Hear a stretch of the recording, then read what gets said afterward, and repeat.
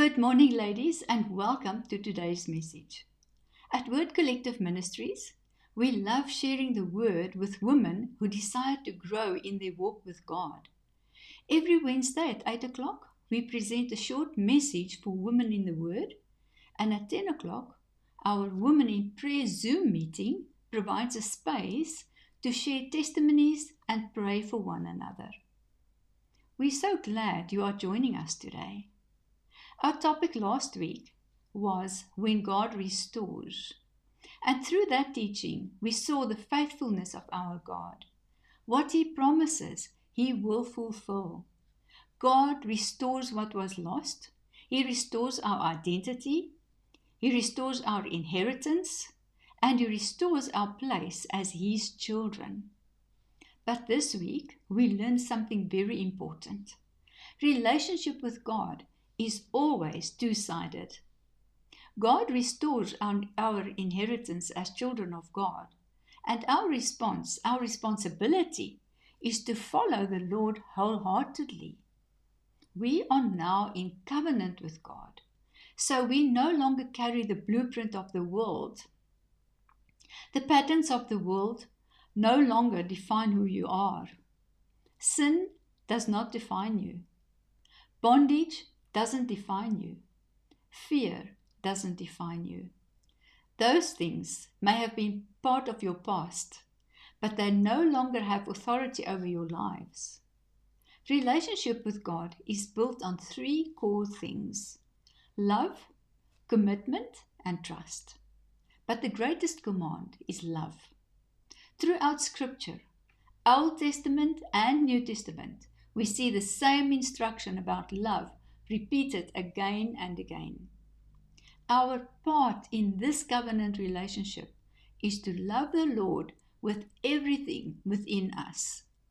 In Luke 10:27, when Jesus Christ asked the lawyer what the law says about inheriting eternal life, the man answered, "You shall love the Lord your God with all your heart, with all your soul, with all your strength, and with all your mind, and your neighbor as yourself."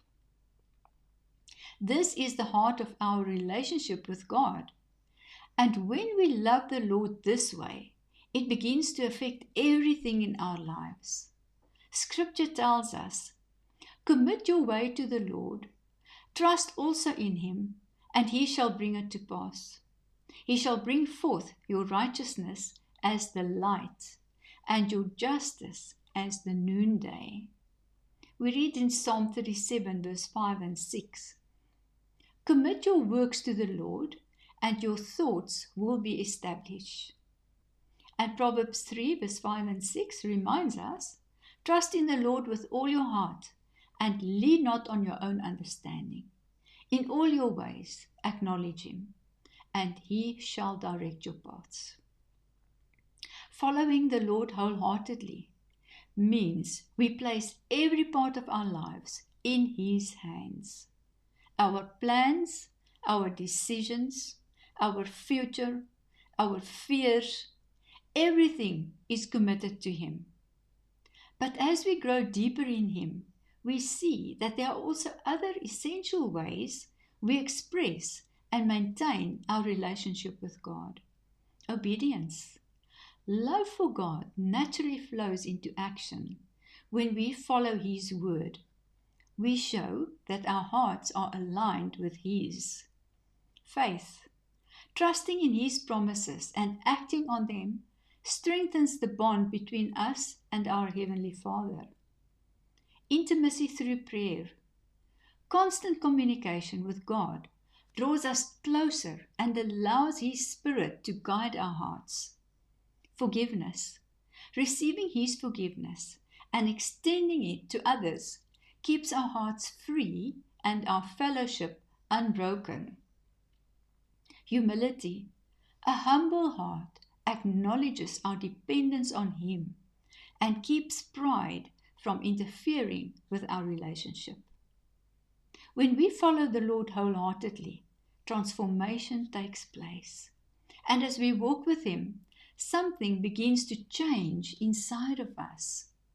We are no longer drawn back into the patterns of the world. Fear loses its grip. Unworthiness changes to confidence and strength in the Lord.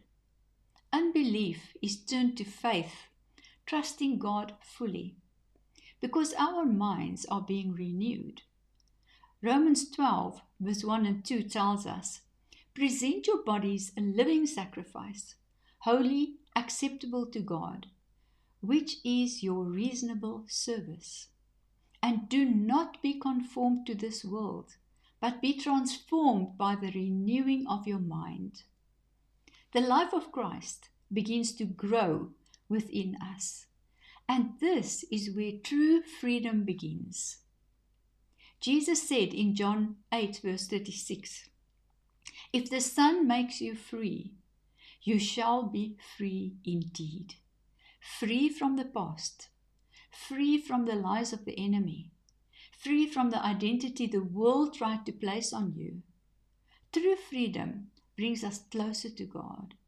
And as we draw closer to Him, His character begins to form within us. His patience, His compassion, His mercy, His love. Our perspective begins to change.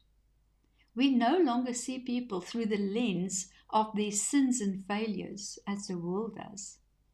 We begin to see them the way God sees them. Our spiritual senses become more sensitive to the heart of God. And slowly, gently, something beautiful happens.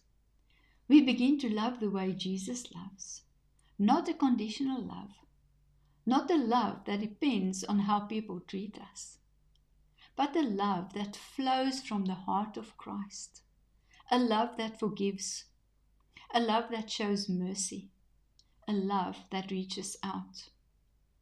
Because the closer we walk with the Lord, the more His heart becomes our heart.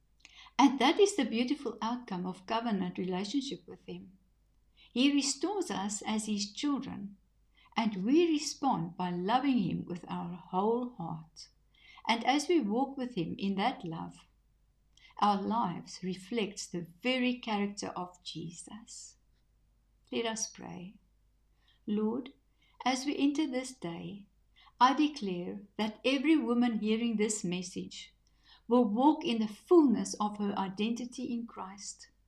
Her heart will be open to the Word, her spirit sensitive to the Holy Spirit, and her life overflowing with faith, love, and the power to pray. She will rise in freedom, confidence, and purpose, reflecting the heart of God in all she does. Amen. Ladies, I'm looking forward to see you at 10. To receive the link and notes about this word, send the word "join" to our WhatsApp number, and we will gladly forward it to you. Blessings. See you later.